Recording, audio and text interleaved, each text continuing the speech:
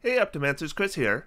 There's so much content in Playtest 6, there was bound to be things for every player to like and to dislike. For me, the biggest disappointment was the Monk, since I consider the 2014 Monk to be the weakest class in the game. Obviously, I was anxious to see revisions in the playtest, and well, I wasn't happy. However, I know the popular opinion right from the release of the 2014 Player's Handbook was it was the Ranger that was the weakest class, and that even after the optional class features were added in Tasha's Cauldron of Everything, I still saw a lot of online discourse that the Ranger remained the weakest class in the game. So, as anxious as I was to see revisions to the Monk, I know a lot of players have been anxious about revisions to the Ranger. Now, Playtest 6 here is the second Ranger revision, and if memory serves, when Playtest 2 was released with the first Ranger revision, there was so much attention being placed on that version of the Rogue that I kind of think it overshadowed any responses to the Bard and Ranger in that packet. I actually went back and watched the video they released for the expert classes feedback, and that was the one where they spent the entire video talking about Druid and Wild Shape, which weren't even in that playtest, but there had been a storm brewing online, so I understand why they want to assure players that there would be changes to Wild Shape. Then they talked about the Rogue, which again had not been received well, and then they talked about feats and the rules glossary, and the Bard and Ranger weren't even mentioned. So I don't know how the Playtest 2 Ranger did in the survey, but obviously it wasn't too bad, or they would have brought it up. But with Playtest 6, though, I am seeing a lot more Ranger talk. And just like me and the Monk, the players hoping for a much improved Ranger in Playtest 6 seem overwhelmingly not happy. Now, I should disclose right away that I didn't think the 2014 Ranger was weak really at all, mainly because there's a lot of heavy lifting that the Ranger can do with their spellcasting. However, I do think that the 2014 Ranger is poorly designed. It's filled with features that are, well, just not good. When I play a Ranger these days, I swap every single Ranger feature I can for Tasha's optional class features.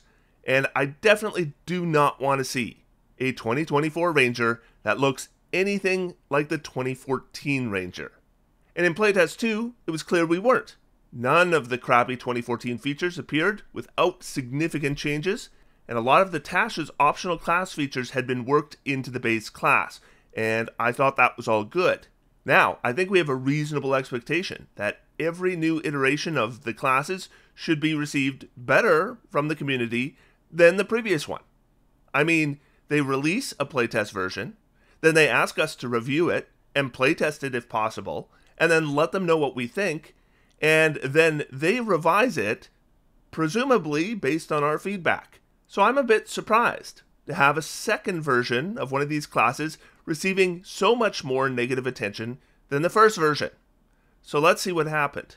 In these videos, I cover all the features and related spells for the base class, as well as all the subclasses, and then normally I compare them to the 2014 Player's Handbook, or whatever source they officially appeared in, as well as to the previous playtest version, point out any differences I spot, give you my opinions on these changes, and maybe punch a bit of math at the end. With that said, here's the Playtest 6 Ranger. So, starting with the class chart, we have some changes with spellcasting. All casters have this column now, the Prepared Spells column. And in most cases, the numbers here would be similar to what we would have expected if we had made one of the same classes with the 2014 rules. Not exactly the same, but close. But the Ranger is an exception. The Ranger now has more spells available, and a fair bit more. But the numbers here are similar to what we would have gotten with the Playtest 2 Ranger, using the spell slot preparation method, which has been abandoned. Speaking of the Playtest 2 Ranger, they had cantrips, and then those have been taken away in this playtest, and like with the Paladin, they say it's so that they could give it weapon mastery. All the hit point, proficiency, and armor training stuff, it's all the same as the 2014 Player's Handbook. So at level 1, the Playtest 2 Ranger got Expertise and Favored Enemy. Favored Enemy has been pushed to 2nd level, and at 1st level the Ranger now gets Deft Explorer and Weapon Mastery. Expertise gave them expertise in 2 skill proficiencies of their choice. This was standardized with all 3 of the quote-unquote expert classes. It does look like they've completely abandoned the whole class group thing, So there aren't any more like warrior, priest, expert, or mage designations in these playtest rules at all. Deft Explorer is clearly the replacement for expertise, which gives expertise in one skill, and then the ranger chooses two types of terrain, and they get advantage on nature checks about those terrains and survival checks to track in them.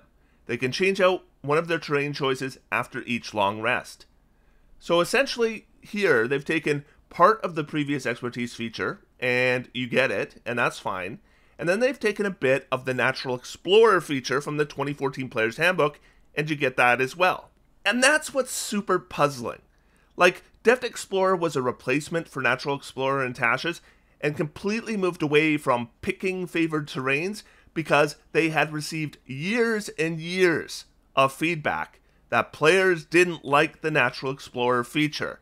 And now we're picking terrain types again.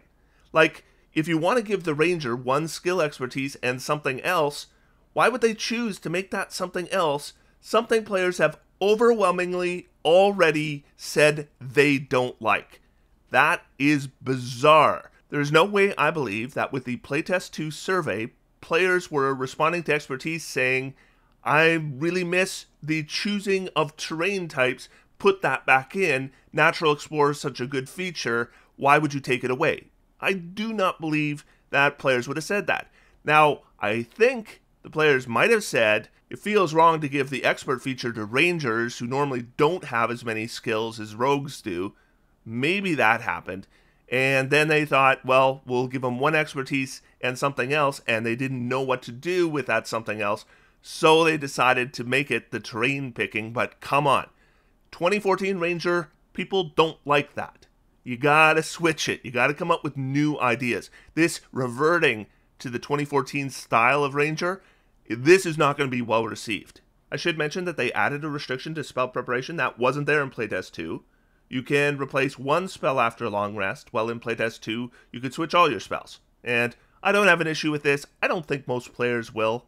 And it's definitely better than the one spell for every level that you gain nonsense that currently exists in the rules. Weapon Mastery is new for the Ranger. Of course, it's not even close to unique to the Ranger. I think the idea is that if you're a class expected to use weapons, you're going to get Weapon Mastery. I think it's safe to say that these days, most Rangers are built for range combat. There are a number of reasons for this, but assuming you still want to play a ranged weapon Ranger, I could see Vex with a hand crossbow Ranger being popular, and if you want the iconic Ranger with a longbow, I think slow is a perfectly reasonable benefit. What I could see happening though with this playtest is some players are going to be going back to two-weapon fighting. Two-weapon fighting was really popular for Rangers in previous editions, but with the bonus action involved, which conflicted with other features, I didn't see much in 5th edition. The Nick property, though, I could see that making two-weapon fighting work much better for Rangers, so if we start to see two-weapon fighting coming back, I would not be surprised. That said, the rules regarding weapon swapping still need to be addressed, though, since right now you can totally get the extra light weapon attack by just using one hand and having a shield in your other one. So I'm hoping that gets taken care of. But I think the Ranger does reasonably well with Weapon Mastery. With two weapons selected, I could even see doing longbow and scimitar, for example, and switch between ranged and two-weapon fighting as needed. Though they do only get one fighting style feat, so they are going to be more specialized in one or the other anyways.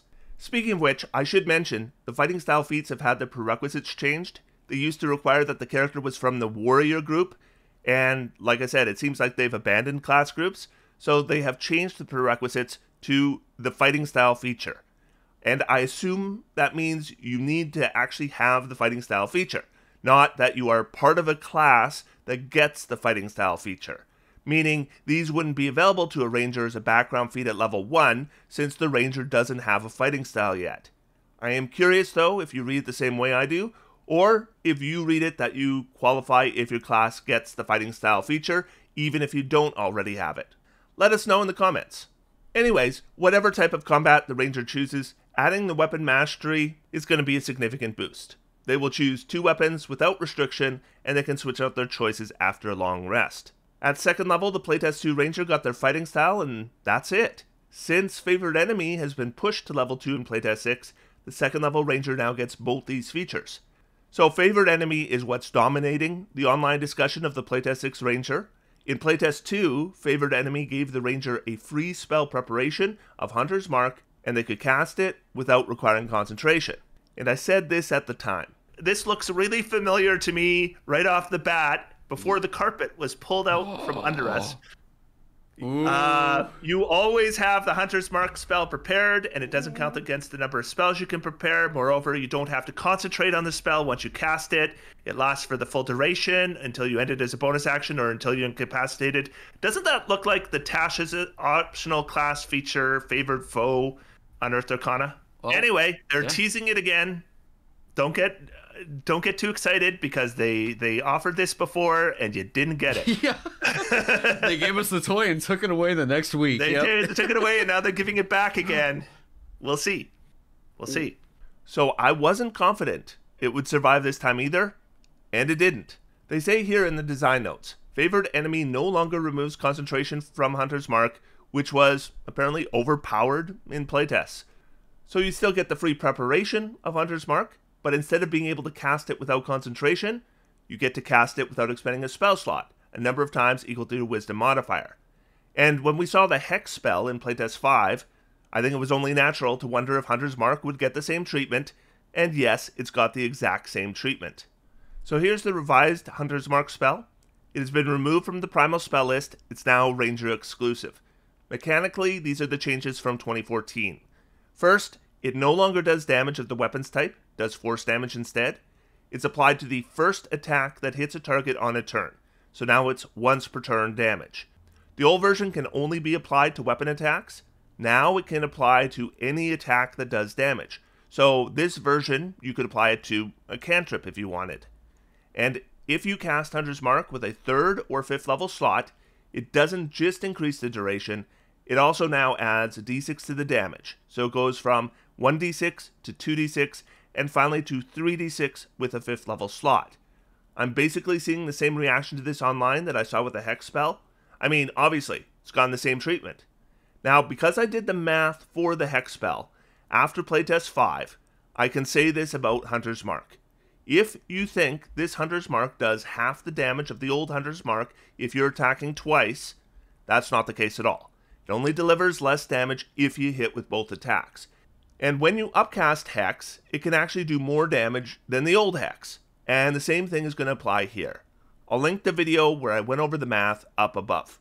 That said, Hunter's Mark has the same problem as Hex. A Warlock probably has better things to concentrate on than Hex, and a Ranger probably has better things to concentrate on than Hunter's Mark. I mean, I think Hunter's Mark is fine at lower levels, but when we get to higher levels, we just have better options for higher level spells than upcasting a Hunter's Mark. Really, it's just damage, and that's kind of boring. I mean, there's the secondary effect, but the secondary effect, I just never find it comes up. So 99% of the time, it's just damage. But Favored Enemy actually has another problem added on. Like I said, the once per turn damage of Hunter's Mark can keep up, as long as you upcast Hunter's Mark. But these free castings they're providing us are all going to be at the lowest level. So the benefit of this feature will not keep up, even if we want to use Hunter's Mark. So if I'm a 9th level Ranger, and I actually want to use Hunter's Mark, I'm still not probably using this feature. I'm going to upcast Hunter's Mark to a 3rd level spell, and then it has that huge duration, and so this feature, I just don't use it. I mean, I can understand how it might seem at first like this is an okay feature. If you have a 16 Wisdom, which is very doable on a Ranger, that's 3 additional spells, which more than doubles the number of spells a 2nd level Ranger has. And at 2nd level, Hunter's Mark might actually be an okay spell for the Ranger to concentrate on, but it's just not going to last. And once we get to the point where we're either wanting to upcast Hunter's Mark or cast something different, whichever it is, this becomes useless. So it is no surprise to me at all why players are really unhappy with this. I mean, it seems a lot like the Favored Foe optional class feature from Tasha's, but it doesn't scale with your level, and it uses your bonus action. And here's the thing, when it comes to Favored Foe, I generally see 2 camps. Camp 1 says Favored Foe actually sucks. Camp 2 says Favored Foe is actually okay. I have yet to come across a single player who says Favored Foe needs to be toned down. Not one.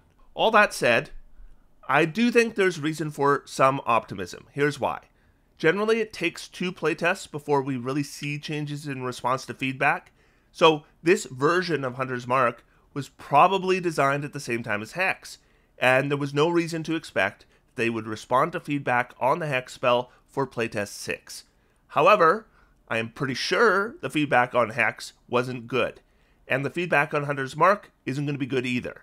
So they are going to be kind of compelled to make changes to both spells so that they are better received by players. But beyond that, I think a lot of heavy lifting could be done with this feature just by saying that if the Ranger casts Hunter's Mark without expending a spell slot, it's cast at a level equal to the highest level Ranger spell they can cast as per the Ranger class chart.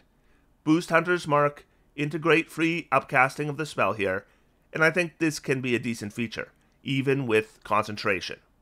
Though another possible solution, if concentration-free Hunter's Mark was too powerful at level 1, which is when a Ranger got it in playtest 2, how about just make concentration-free Hunter's Mark a higher level feature?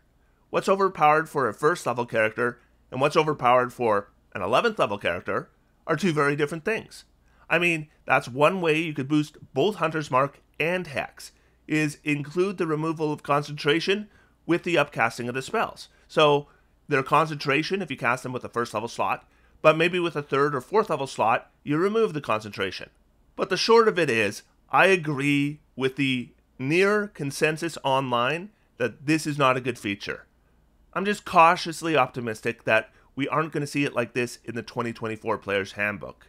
So moving on to the fighting style, Playtest 2 had a version that provided a fighting style feat and qualified the Ranger to take fighting style feats with their feat selections.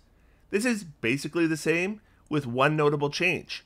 They've added the dueling fighting style as one of the Ranger's options, and I like this addition. In fact, I believe I asked for this specifically when I did my expert classes survey, and apparently I wasn't alone, so great. At 3rd level, we will select our Ranger subclass, and now we know that the 2024 Player's Handbook is going to include the Beastmaster, Fey Wanderer, Gloom Stalker, and Hunter. And it says here they aren't including a revised Fey Wanderer in this playtest. I said this when Tasha's came out. The Fey Wanderer is like a master class and subclass design. I don't think they need to change a thing. But if you ask me for my 3 top candidates for Ranger subclasses that do need a revision, Beastmaster, Hunter, and Gloom Stalker would be those 3, for very different reasons, obviously. Of course, we get extra attack at level 5, then level 6 we get Roving. This feature appeared on the Playtest 2 Ranger at level 7. Otherwise, this is identical. Your speed increases by 10 feet if you aren't wearing heavy armor, and you get a climb and swim speed.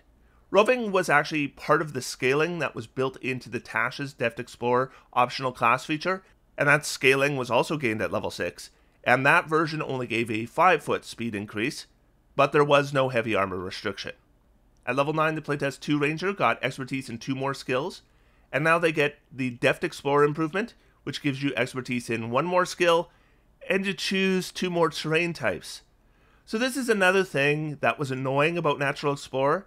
It kept scaling and you picked more terrain types, but you already picked your top choice. So each additional time that you got more selections, you had to pick something that you wanted less. So every time it scaled, it was worse than the time before. It's so bizarre they are going back to this kind of feature scaling. Have they forgotten that we didn't like how that worked? Here, though, it's even worse, because now we can select 2 terrain types and we can switch them on a long rest. So you go to the Arctic, and if you don't have Arctic selected, after a long rest, you just switch to the Arctic. So what's the point of getting 2 additional terrain selections? Nobody's going to be excited for this. Oh, hooray, I'm an expert in 2 more terrains that I'm not using at all. They need to drop this whole terrain thing and give some different benefit here. Also at level 9, they give us a free preparation of Conjure Barrage, and the spell has been redesigned, so let's take a look. Here's the 2014 version. I'm putting it up because I would assume a lot of you haven't looked at this spell in a long time. It's a 3rd level Ranger spell, and it's a blast spell. So the first thing that's funny here is the material component is 1 piece of ammunition or a thrown weapon, But because it doesn't specify a cost, a ranger who gets the ability to use a spell focus with a second level optional ranger class feature in Tasha's can substitute the component. And I'll show why that's funny in a bit. You use your action and create a 60-foot cone of weapons or ammunition, and everyone in the area makes a dexterity saving throw, and if they fail they take 3d8 of the weapon's damage type or half as much on a successful saving throw. Okay, so I'm using a druidic focus. What's the damage type again? It's the weapon's damage. But if I'm using a focus instead of a weapon, then I don't have a damage type. I mean, what kind of damage does a sprig of mistletoe do? So that's just a little whoops. I mean, it wasn't a whoops when the player's handbook was released because rangers couldn't use spell focuses, but once they introduced that to the ranger, it created a little problem here. So a 60-foot cone is a big area. Cones aren't always easy to place, but here's what it would look like on a battle map. Now there are a number of different ways within the rules to handle cones, but it's going to be approximately 78 spaces covered. So that's a pretty big area. It's bigger than a fireball. 3d8 damage, though, for a 3rd level spell is pathetic. That's less than half the average damage of a lightning bolt or a fireball. So now the spell is ranger specific, though if you're playing with the artificer, the battlesmith should still get it. So they've added that the material component must be a weapon worth at least 1 copper. So that takes care of the whole spell focus problem. You won't be able to use a spell focus to cast this. You no longer need to actually throw the weapon or fire an actual piece of ammunition. And the damage has been changed to 5d8 force damage. So that's a pretty big boost, 2 whole dice. And now you have an upcast option for an additional d8 per spell slot level. So this is obviously a lot better than the 2014 version. Still not very good though. I mean, the area is a bit bigger than a fireball, but cones essentially have no range. You have to originate the cone from your character, and the damage is still lower. Like, this should be 68 to catch up to fireball. I mean, even 68 is lower than the average damage of a fireball, but it's close, really close. I guess force damage is more reliable than fire damage, but this is still on the weaker side of average.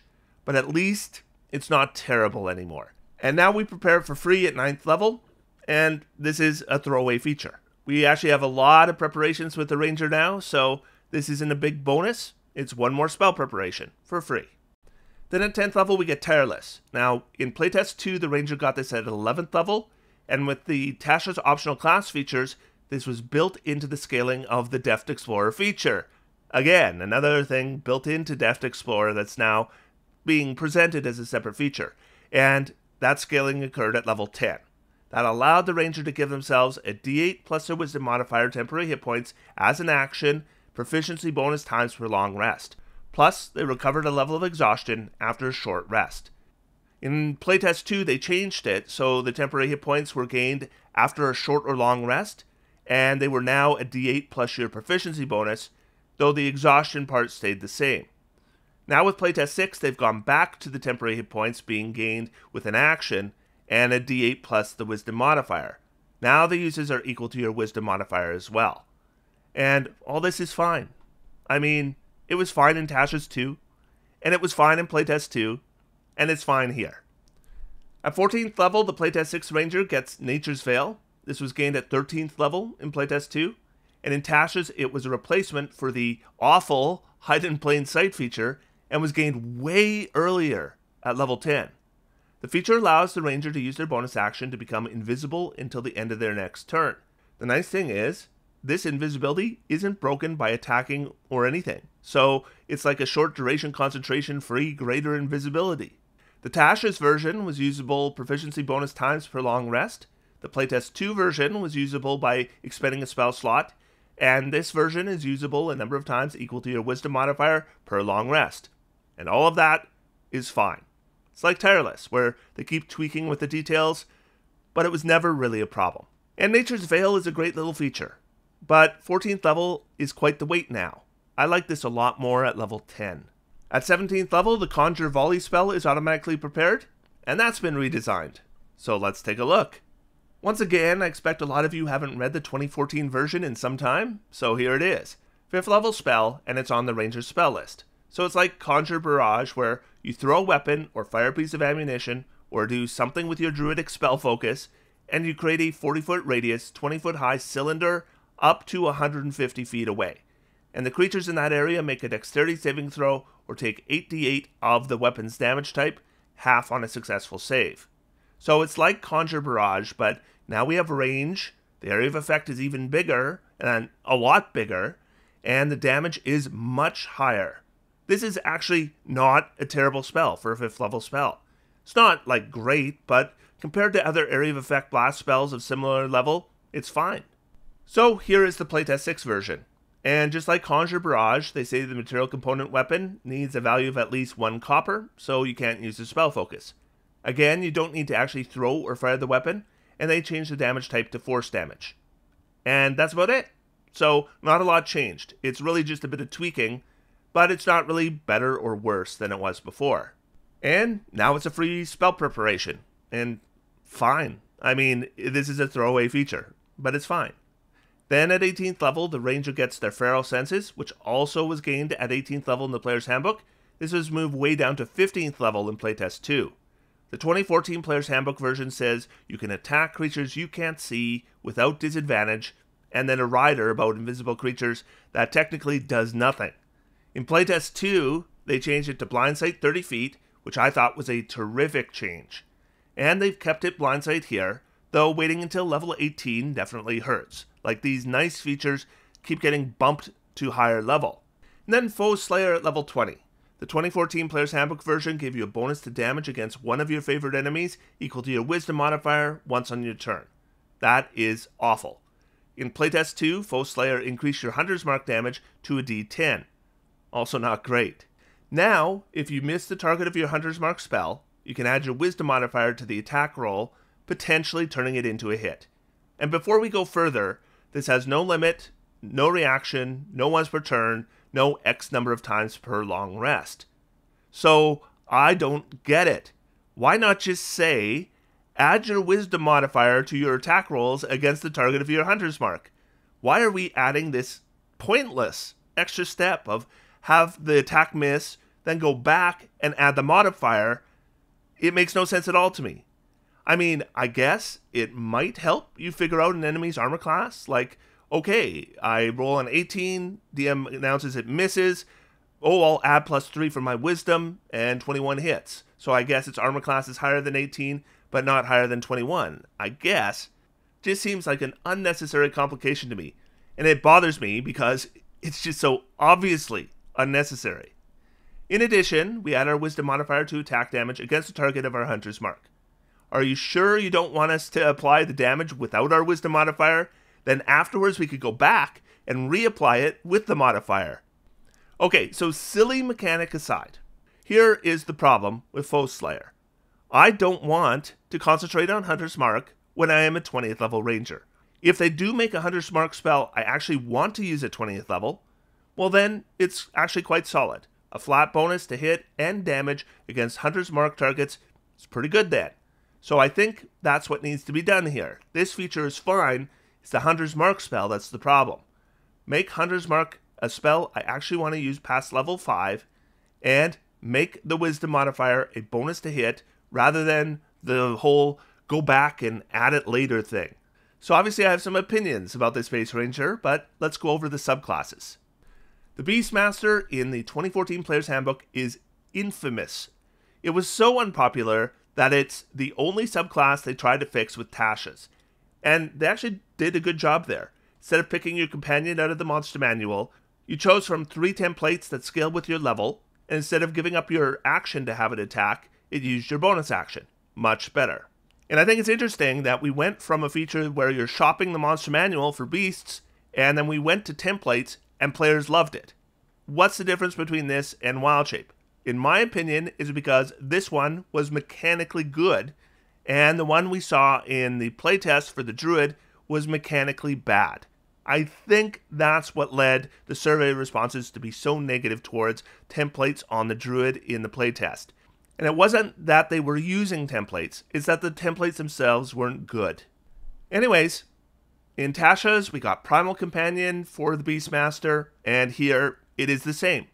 I noted some very minor wording changes, like instead of if you're incapacitated, the beast can take any action of its choice, Now it says, if you have the incapacitated condition, the beast can take any action of its choice, which is just a change in wording. Mechanically, it's identical.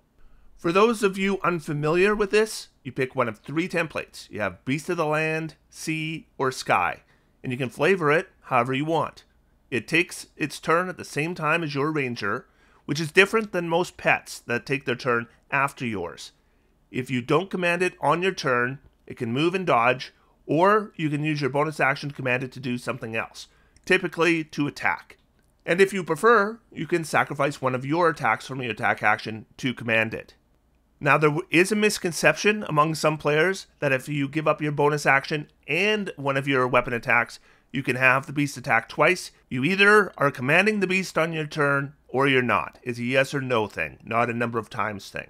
If the beast dies, you can resurrect it to full hit points by expending a spell slot, but it takes a minute to come back, and you can summon a new beast of any of the 3 types after a long rest. And the templates here are okay. They don't do a ton of damage, but it's not bad. And they are definitely a lot more resilient than the companion you would have gotten using the 2014 rules. Level 7, you get Exceptional Training. The 2014 version allowed the Beastmaster to use their bonus action to command their beast to dash, disengage, or help, and the beast attacks counted as magical. Here it says you can command it to dash, disengage, dodge, or help. Here it says you can command it to take the dash, disengage, dodge, or help action as a bonus action. But this is a bonus action for the beast to do these things, so they can do these things in addition to taking an action. And of course, all attacks treated as magical features are now an alternate damage type, and in this case they're using force damage. So this is pretty good. Dodge or help as a bonus action for the beast while it's using its attack action sounds pretty sweet to me. Then at 11th level, Bestial Fury. The 2014 version says that if you command your beast to attack, it can make 2 attacks, or use the multi-attack action if it has it.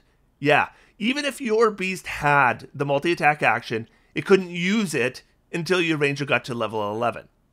Now, your beast makes 2 attacks when you command it to attack, and the first time it hits a creature under the effect of our Hunter's Mark spell, the beast deals extra force damage equal to the damage bonus of that spell. So, a d6, a 2d6, or a 3d6, depending on the spell slot level we use for Hunter's Mark. And this sounds quite good.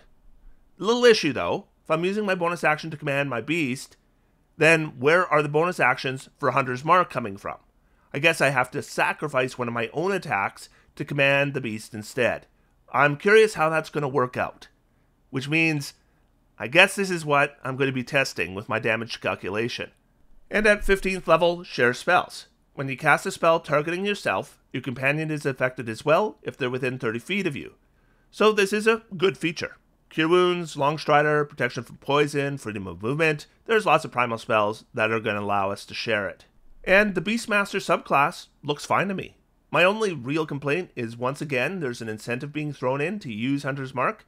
And in this case, there's a pretty obvious conflict with bonus actions. I guess one other complaint, or at least a point of confusion, is that ever since Xanathar's Ranger subclasses, we're getting bonus spell preparations as a standard thing.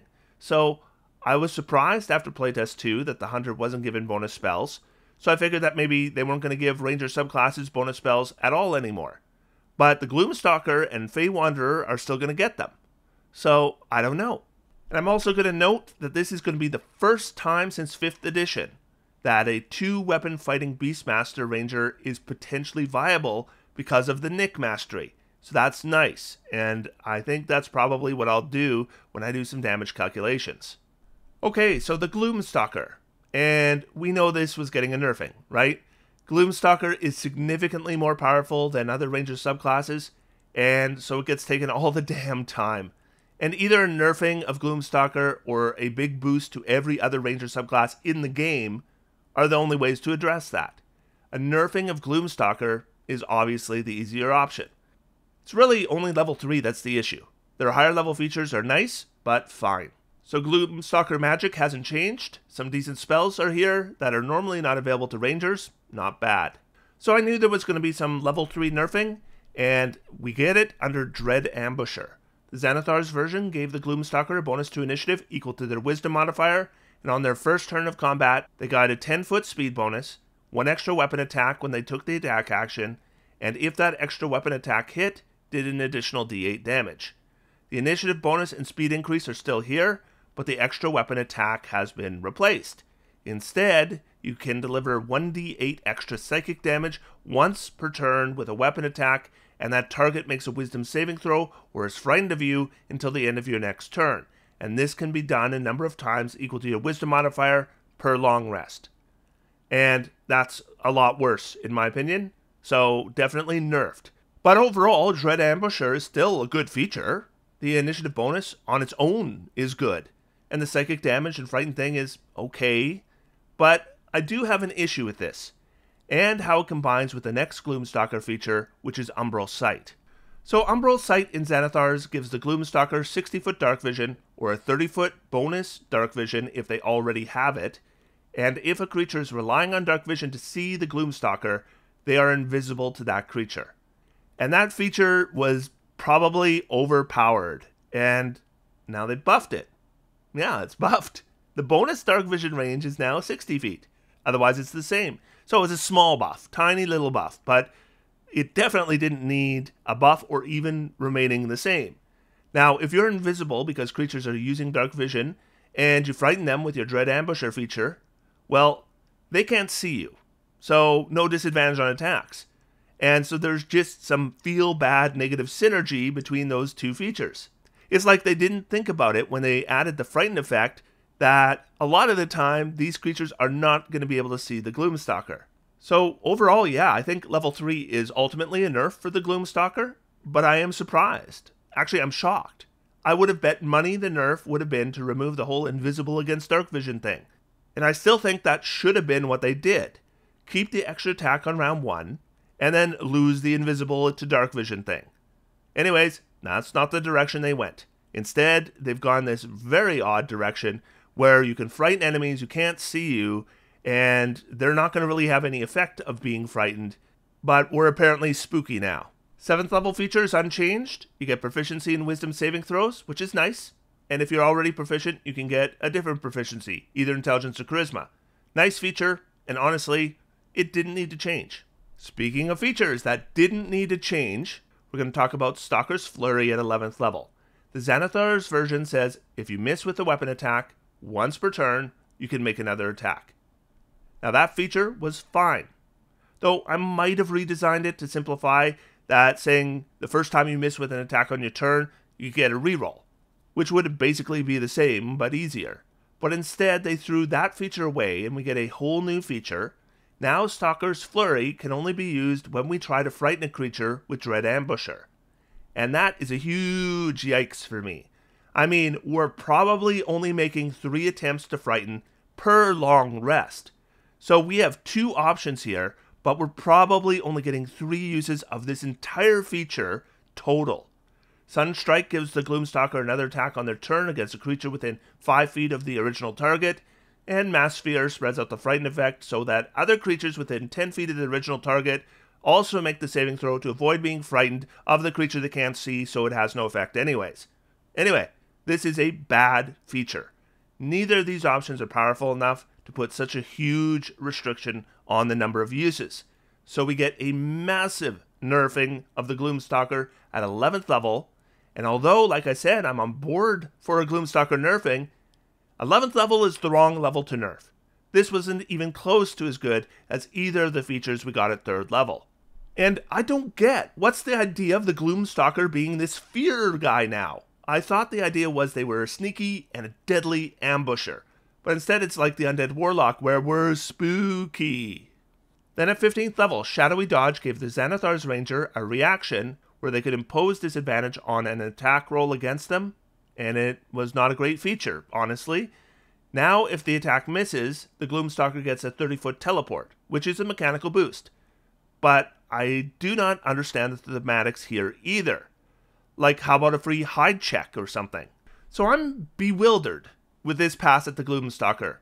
Is it nerfed? Check. It got nerfed. But in weird places. Like, why the level 11 nerf? And I really thought the invisible to dark vision thing was an obvious thing to change. And thematically, what is going on here? We're a spooky teleporter now. I don't get the whole direction. What is this subclass now? And our final subclass is the Hunter. And in Playtest 2, basically, we saw the Hunter get some major redesign, which they've completely abandoned, except for Hunter's lore. So I'll be comparing the rest of this to the 2014 version, which it is much closer to. So at 3rd level, we get Hunter's Prey. And with the 2014 version, we chose between Colossus Slayer, that gave us once per turn the 8 damage bonus against a creature that had already been damaged. Giant Killer gave you a reaction attack against a larger creature within 5 feet of you that missed you with an attack as long as you could see them. Yeah, not good. And Horde Breaker, which gave you an extra attack against a creature within 5 feet of your original target if you hit with that attack. And in my experience, pretty much everyone takes Colossus Slayer, but they made Colossus Slayer the auto pick in Playtest 2, and I heard some complaints, so maybe players were actually choosing the other options. So Colossus Slayer's back, and it's exactly the same. Horde Breaker is back, and it's mostly the same, except they also add the restriction that you can't have already attacked the second target. Seems like a pointless restriction, but okay. And Retaliator replaces the crappy Giant Killer, so now the creature within 5 feet of you doesn't need to be larger, and you get the reaction attack whether they hit you or not. And you don't need to see them anymore. So it's a lot better, and so now it's not bad.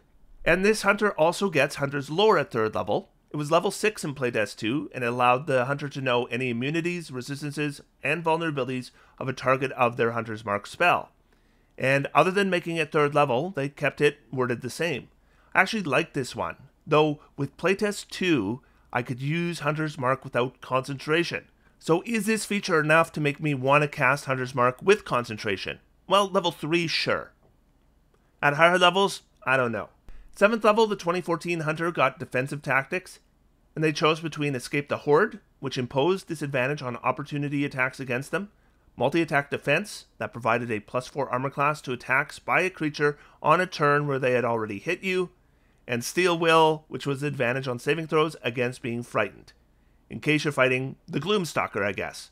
So if those options don't sound very good, I agree. Level 7 was awful for the Hunter. So now the options are Evasion, which is evasion. Not the college dance evasion, but like the Rogue or Monk, which is still good.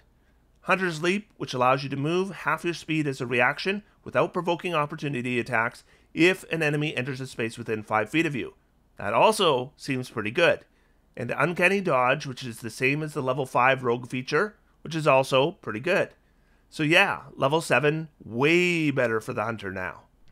At level 11, the 2014 Hunter got multi-attack, where they chose either Volley, where you use your action, and you made a ranged attack against any number of creatures within 10 feet of a point you could see in the weapon's range, or Whirlwind Attack, where you use your action to make a melee attack against any number of creatures within 5 feet of you. So Volley was just a lot better than Whirlwind Attack. But now you don't get either. Instead you get Superior Hunter's Prey, and you pick another option from Hunter's Prey. And then at level 15, Superior Hunter's Defense gave the 2014 Hunter a choice between Evasion, Uncanny Dodge, or Stand Against the Tide, where you could force a creature that missed you with an attack to attack a different creature of your choice with a reaction. Now you pick another feature from Defensive Tactics. My problem with the level 11 and 15 features is they're just going to automatically be less exciting than your first go round on those features, because you already picked your favorite. Now I appreciate the base options are better for both these levels, but these kinds of features where you go back and pick again, they're just less exciting. That said, I do like this Hunter more than the 2014 version, and I like it way better than the Playtest 2 version. So it seems to me like the designers are intending Rangers to use Hunter's Mark, so I decided when I did my damage calculations that I would use Hunter's Mark. And I use level 13 because that's what I've been using for the other classes. So Barbarian, Fighter, Warlock, and Rogue. I'll use level 13, and I'm going to show you 13th level math for Ranger damage. Now, I just want to be clear that this is one level and one quickly thrown together build using a spell that probably isn't the optimal spell to be using. However, the damage here looks really good. Really, really good. Much better than I expected it to be. And I don't want to make any sweeping generalizations from that, but I'm getting the idea that if you make the right selections, you can do some pretty good damage with the Ranger. At least at level 13 you can. So Yeah, like I said, I took Hunter's Mark and I upcast it to 3rd level. That's the same thing I would do for Hex and a Warlock at this level. I mean, we are sitting on 3 3rd level slots, and we have a 4th level slot if we needed to, and the duration is up to 8 hours if we upcast to 3rd level, and it does 2d6 damage on our first hit on our turn. I use the Beastmaster subclass. I mean, it looks solid to me, and that 11th level feature. This looks really good because we're not just getting the additional attack for the beast, but it also delivers the Hunter's Mark damage. So we're basically getting twice the effect from Hunter's Mark. I thought this looked really good, and it is. It's good. And I didn't worry about species or level 1 feats, and I assumed a dexterity of 17 to start and a wisdom of 16, which are achievable regardless of what species. And with 2-weapon fighting, which is what I decided to do, the dual wielder feat is the one you would look at, and it's not compelling. Even for a 2-weapon fighter, I just don't think you need this at all. So instead, at level 4, I took the charger feat, and then I increased my dexterity to 18, and I think I've done the charger feat on all the builds so far, so it's pretty equal. Then I decided at level 8 to increase dexterity to 20, and then I decided at level 12 to increase wisdom to 18 because that helps the attacks of the beast. For weapon mastery, I figured 2-weapon fighting, it's pretty obvious to take the scimitar and the short sword, because that way you get Nick and Vex. So the way it works is when I take my attack action on my turn, I will be using the short sword, and that has the Vex property. And then when I make my light weapon attack, I will use the scimitar, and that way that light weapon attack will not use my bonus action. And the way Vex works is when I attack a target, if I hit it, my next attack automatically has advantage. If I miss it, it doesn't. And then if I attack again, it is always based on the previous attack. If the previous attack hit, I will have advantage from Vex, and if it didn't, then Vex will not give me advantage. And online, I hear a lot of people going crazy about how good this is. It's not as good as people think it is, but it does improve your damage, and when I go through the math does get a lot more complicated, so I am going to show everything up on the screen, even if I don't announce it. So if you want to see the math, it is there for you to see or to check for yourself. Then I'm going to be concentrating on 3rd level Hunter's Mark 2d6 at this level, and I will use Beast of the Land. It uses our spell attack modifier, that's a +9, and I assume an armor class of 19, so that's a 55% chance to hit. And the damage is a d8 +2 plus proficiency bonus, or 4.5 plus 2 plus 5, which is 11.5 average damage on a hit. We have it do force damage, so the damage is reliable. It has 2 attacks because of Bestial Fury, and it says here under the charge trait that if it moves 20 feet towards a target and hits it with a maul attack on the same turn, it takes an additional d6 damage and makes a strength saving throw against our spell DC. And I'm going to say there's a 50% chance of failure. And if it fails that saving throw, it falls prone. And I just want to note right here, it doesn't say that this has to be on the first attack. So if either attack the beast makes hits, it gets the charge effect. Now it says right at the beginning that charge only applies if the beast moves at least 20 feet straight towards a target. So before it attacks, it has to move 20 feet towards the target. And how often is it going to be able to do that? I figure it'll be able to do that every time on its turn, because it has a speed of 40 feet, and with the 7th level feature of Beastmaster, I can command the Beast of the Land to both take the attack action, as well as do disengage as a bonus action. That's what that 7th level feature lets me do. So the Beast can disengage, back up 20 feet, and then move forward 20 feet.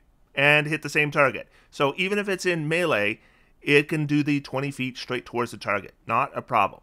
And there is a 55% chance the first attack hits, which means there's a 28% chance its second attack is made with that target prone, so it would have advantage. Finally, as long as it hits at least once, takes an additional 2d6 damage because it's going to attack the target of our Hunter's Mark. So we have a little bit to work through here. Attack 1's easy. 55% chance to hit times 11.5 damage is 6.33. 5% chance to crit times 4.5 damage is 0.23. Attack 2. So our chance to hit is a little more work because there is a 28% chance that target is prone, which would give us advantage. So without advantage, we have a 55% chance to hit. With advantage, we have an 80% chance to hit. There's a 72% chance of attacking without advantage and a 28% chance of attacking with advantage. So here's the math, and it works out to 62% chance to hit. 62% chance to hit times 11.5 is 7.13. And there's our chance to crit math on the screen there, and it is 0.27 additional damage. Now, for Hunter's Mark and Charge, they both deliver the damage if we hit at least once. So here's the math to determine our chance to hit at least once, and it works out to 83%. And so that is 8.72 average damage. And this damage all multiplies if we crit, which is a 6% chance, and so that's 0.63. So the total damage for our beast is 6.33 plus 0.23 plus 7.13 plus 0.27 plus 8.72 plus 0.63, or 22.79 average damage per round just from the beast. That is a lot higher than I had expected. So now let's talk about the Ranger's damage. Here's where I discuss the elephant in the room. If I use my bonus action to command the beast, then I don't have a bonus action for switching Hunter's Mark as I might need to. And I'm going to need to switch Hunter's Mark once in a while. So I can't be using my bonus action to command the beast on those turns. So what I figured is, let's say we're going to have to switch our target half the time on our turn.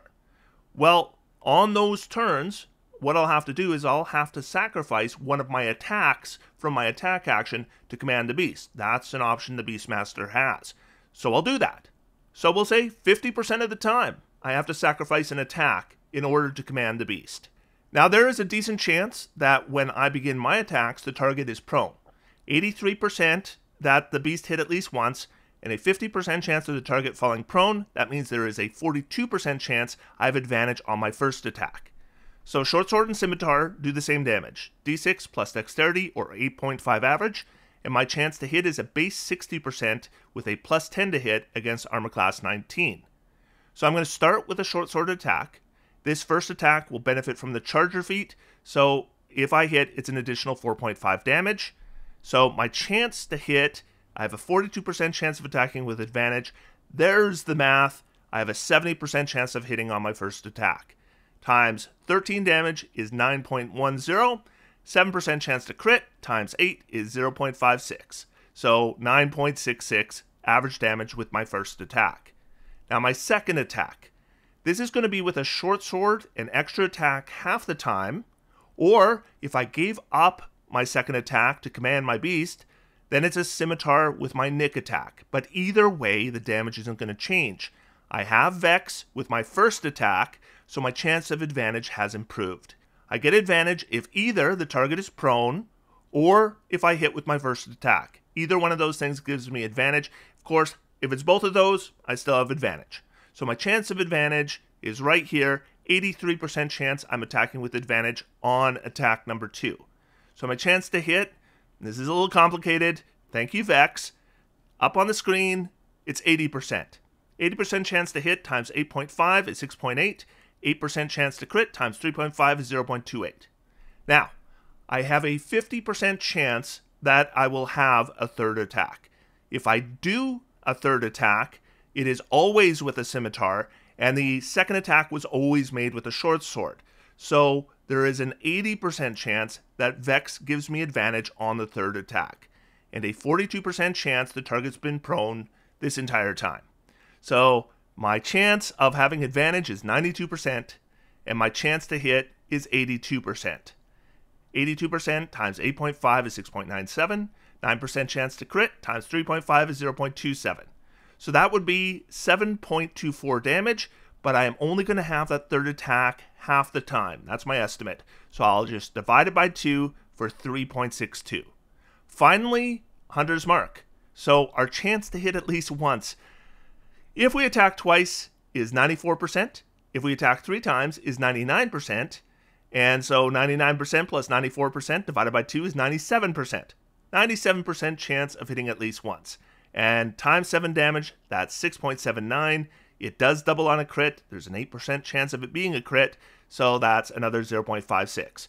And so our Beastmaster Ranger does this much damage. 9.1 plus 0.56 plus 6.8 plus 0.28, 3.62 plus 6.79 plus 0.56, or 27.71 average damage per round. And so we can add them together. Our Ranger is doing 27.71, our Beast is doing 22.79, and that is a total damage per round of 50.5. Now, to see how that compares to the other classes, here it is right here, just over the Fighter, and second only to the Berserker Barbarian. Does more damage than the Fighter. That shocked me. Now again, I did one level, one possible build, one subclass, assumptions were made, but that is sitting at 89% over baseline, using Hunter's Mark. That is not what I expected. So, going back to the base class, what can I say? I do not like picking terrains, then switching them out, then picking more for a modest boost in those terrains that they could have just given us. Like, they could just say you have advantage to track. I don't think that would have been a problem. But instead, we're going through all this rigmarole to figure out if we have advantage or not. I do not think that is fun. I thought we were done with this kind of stuff after Tasha's was printed. Even though I used Hunter's Mark in that example, I didn't cast it at first level, and I don't think I would at higher levels. So, those free Hunter's Mark castings, they're just not exciting. I mean, I think there's a totally valid sense of loss that we lose the ability to do concentration-free Hunter's Mark, because it's like they took our cake away and said, don't worry about the cake.